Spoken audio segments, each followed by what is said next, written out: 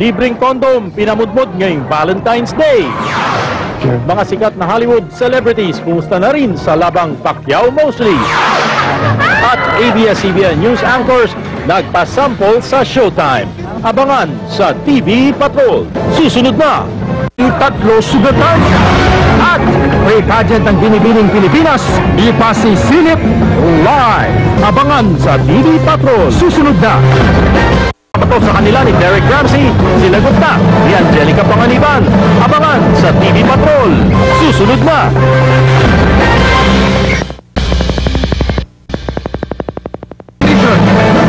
Abangan sa TV Patrol. Susunod na. At Vice Ganda, may hamon kay Piolo Pascual. Kung ano, alamin. Abangan sa TV Patrol. Susunod na. Pinakulong na asawa sa Pasay City dahil sa pambubugbog. Mister naman sa Quezon City nireklamo ang misis ng pananampal.